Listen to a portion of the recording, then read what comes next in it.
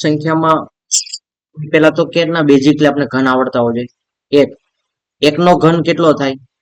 સંખ્યા એકનો ઘન થાય છે એક થાય છે અને એનો બીજાંક, એટલે બીજાંક આપણે પછી આપણે જોઈએ. પેલા સંખ્યાના ઘન લખતા જાય. પછી 2 નો ઘન કેટલો થાય? તો 2 નો ઘન 8 થાય. 3 નો ઘન કેટલો થાય? 27 થાય. 4 નો ઘન કેટલો થાય? 66 થાય. 5 નો ઘન કેટલો થાય? 125 થાય. 6 નો ઘન કેટલો થાય? 216 થાય. 7 નો ઘન કેટલો થાય? 7 નો ઘન તો 343 થશે. 8 નો ઘન કેટલો થાય? 512 થાય. 9 નો ઘન કેટલો થાય? તો 729 થાય.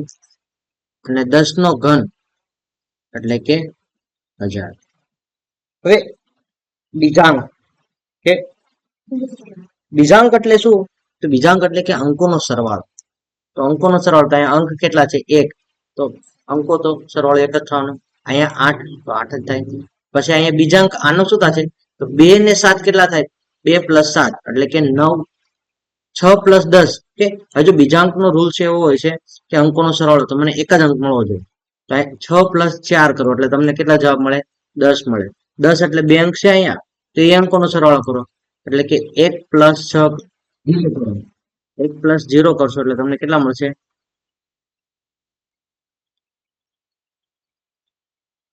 1 + 0 કરશો એટલે તમને જવાબ 1 આવશે. એટલે અહીં બીજાંકનો 1 થાય. એ પ્રમાણે 1 2 5 કે 1 + 2 + 5 તો 1 ને 2 3, 3 ને 5 3 ને 5 કેટલા થાય? 8 થશે.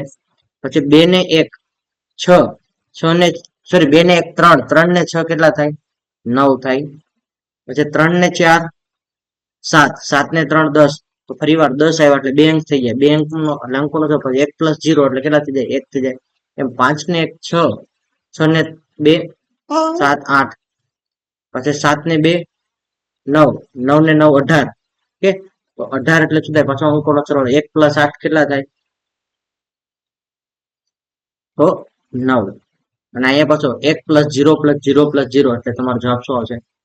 સાહેબ આ બીજાંકનું શું કામ છે અહીંયા? તમને એમ પ્રશ્ન થતો હશે.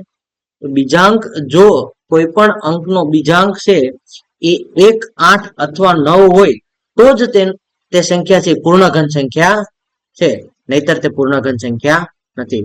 શું આ સ્ટેટમેન્ટ યાદ રાખી લેજો. જો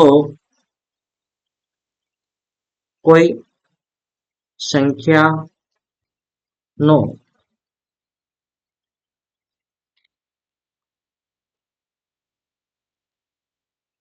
બીજાંક 1 8 અથવા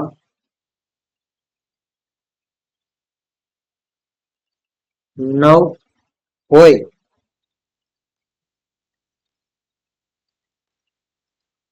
તો જ તે પૂર્ણઘન હોઈ શકે. કે જો કોઈ પણ સંખ્યાનો બીજાંક છે 1 8 અથવા 9 હોય તો જ તે પૂર્ણઘન સંખ્યા થઈ શકે. કે એવું જરૂરી નથી કે જેનો બીજાંક 1 હોય 8 હોય અથવા 9 હોય પૂર્ણઘન હશે જ. પણ જો આપેલી સંખ્યા છે એનો તો બીજાંક કેટલો છે? 1 8 હોય તો જ પૂર્ણઘન સંખ્યા હોય. તો પૂર્ણઘન સંખ્યાનો અને તમારે હંમેશા યાદ રાખવાનું, તમને જો આપેલી સંખ્યા પૂર્ણઘન હશે તો એનો બીજાંક હંમેશા કેટલો થવો જોઈએ? 1 8 અથવા 9 થવો જોઈએ. હવે બીજું એક ખાસ વસ્તુ, તો એક અંકની પૂર્ણઘન સંખ્યા હોય બીજાંક કેટલો થાય? 1 અથવા 8 થાય. પછી 2 અંકની પૂર્ણઘન સંખ્યા હોય છે એનો બીજાંક છે તો 2 અંકની તમને 9 અને 1 મળે છે, અને 3 ઘનમાં તો 8 9 1 8 9 1 એ પ્રમાણે તમને મળતા જાય છે. હવે બીજી વસ્તુ આપણે આગળના સ્ટેપમાં જોઈએ કે તો પૂર્ણઘન સંખ્યાનો એકમનો અંક અને ઘનમૂળનો એકમનો અંક. પૂર્ણઘન સંખ્યાનો એકમનો અંક જો શૂન્ય હોય કે આ પણ ખાસ તમે યાદ રાખજો, આના પરથી જ આપણે બધું કરવાનું છે.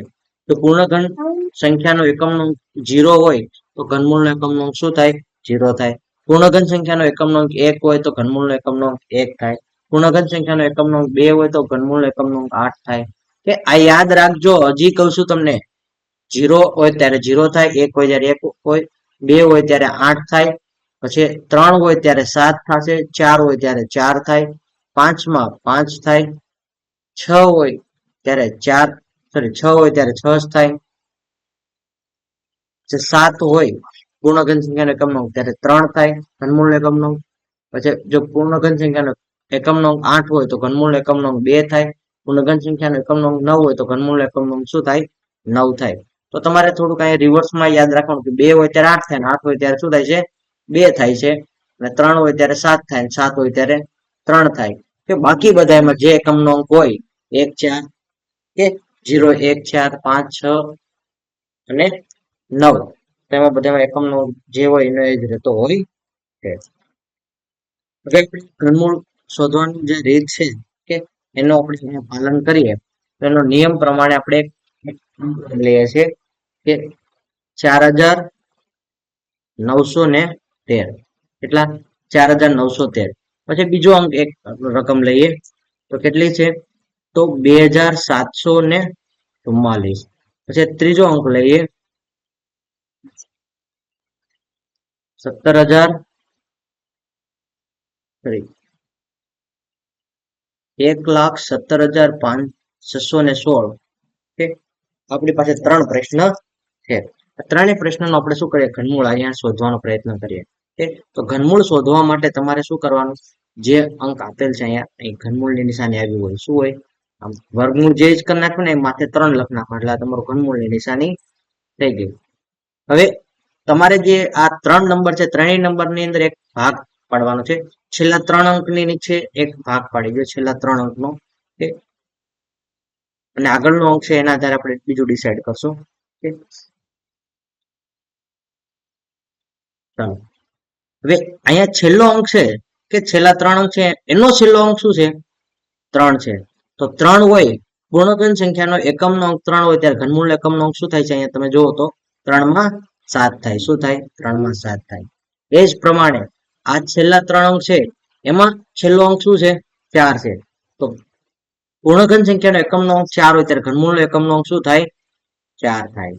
અને એ જ પ્રમાણે અહીંયા ત્રીજા પ્રશ્નમાં પૂર્ણઘન સંખ્યાનો એકમનો અંક શું છે? 6 છે. તો એના ઘનમૂળનો એકમનો અંક શું થાય? 6 થાય. રેડી? ક્લિયર મગજમાં?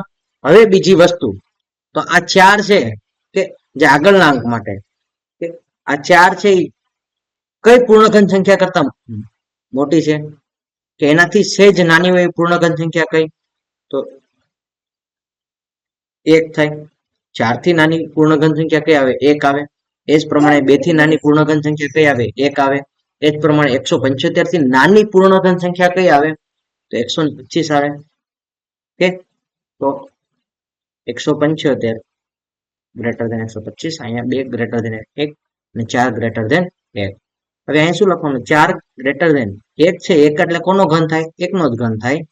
કે એ જ પ્રમાણે 2 ગ્રેટર ધેન 1 એટલે કોનો થાય? 1 નો જ ઘન થાય. અને આ 175 ગ્રેટર ધેન 125 છે.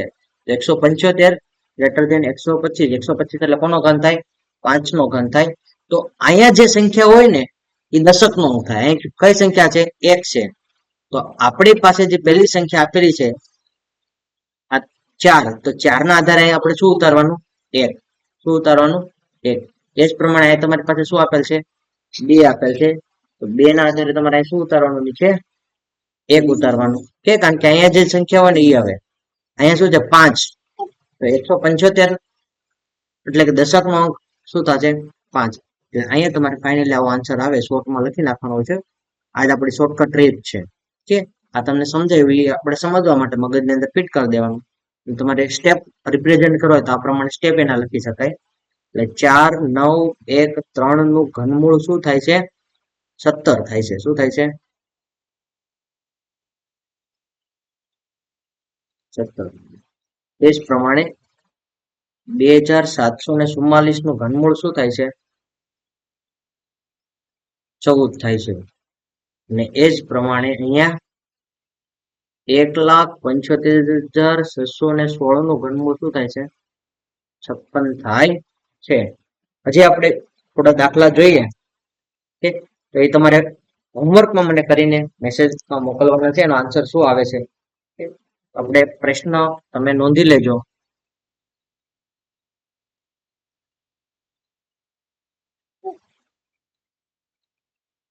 પ્રશ્ન 1 29,791. પ્રશ્ન 2 હોમવર્ક માટેનો કે અહીંયા બધાના ઘનમૂળ શોધવાના આપણે એમ લખીએ કે ન લખીએ તો પડવાનું કે 9,41,192. ત્રીજો પ્રશ્ન 10,248.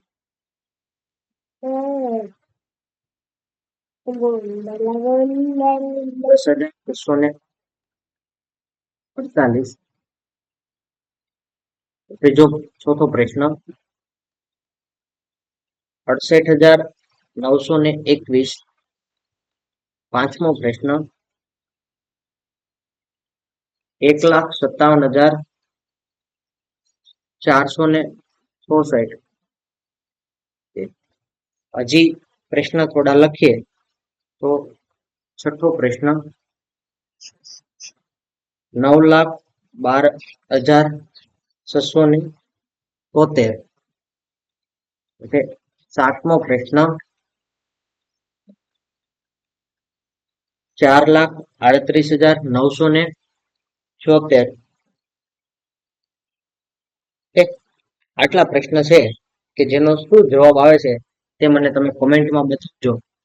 અને અહીંયા આપણે વિડીયો પોઝ કરી દેવાનો તમારે થશે અને ત્યારબાદ હું આનું સોલ્યુશન અહીંયા તમને નેક્સ્ટમાં આ જ વિડીયોમાં તમને આન્સરમાં તમને જણાવું છું.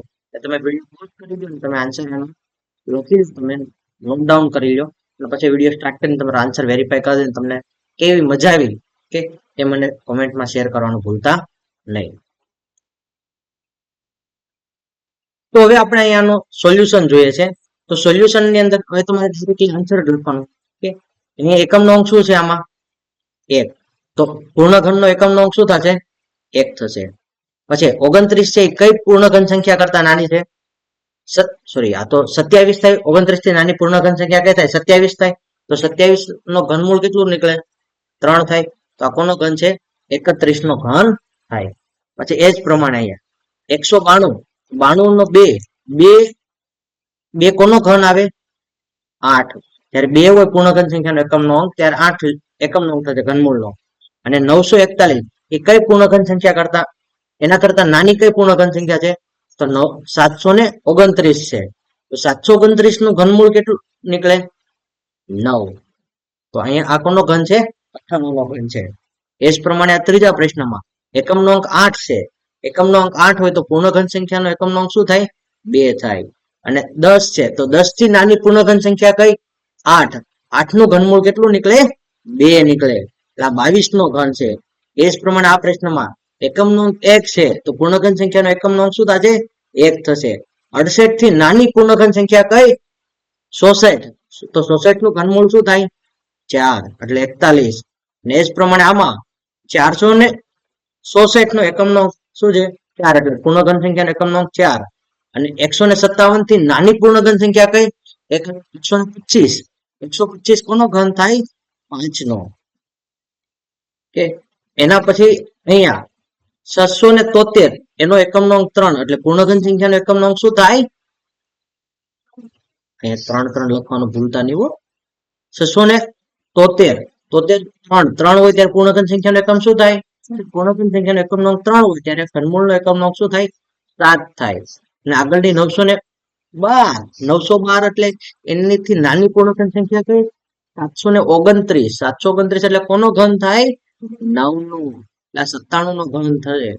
અને એ જ પ્રમાણે અહીંયા 976 એટલે એકમનો અંક શું થયો? 6. તો પૂર્ણઘન સંખ્યાનો એકમનો અંક શું થાય? 6 હોય ત્યારે 6 ના 6. અને 438 થી નાની પૂર્ણઘન સંખ્યા કઈ? તો 343. 343 કોનો ઘન થાય? 7 નો. તો આ તમારા જવાબ થઈ ગયા. એટલે મને લાગે છે હવે તમને 100% મજા આવી ગઈ છે. પણ અહીંયા ઘનમૂળ અટકતું નથી. હજી આના પછી એક તમને વિડીયો હું તમને જરૂર મોકલીશ જેની અંદર કે આની નીચે જ તમે આનો પાર્ટ 2 બનાવીને મોકલીશ, જેની અંદર તમારે શું છે કે તમારે અહીંયા તો આપણે 6 અંક સુધી જ જોઈએ, તમને 5 અંક અલગ 10 અંક સુધી 15 અંક સુધીની કોઈ પણ ઘન સંખ્યા આપી હોય એનું ઘનમૂળ કઈ રીતથી શોધવું કે એની રીત છે કે આપણે નેક્સ્ટ પાર્ટની અંદર જોશું. જો તમારે જોવી હોય તો મને કોમેન્ટમાં કહેજો, sir give me next video the second part. Okay, thank you student watching for videos. Have a nice day.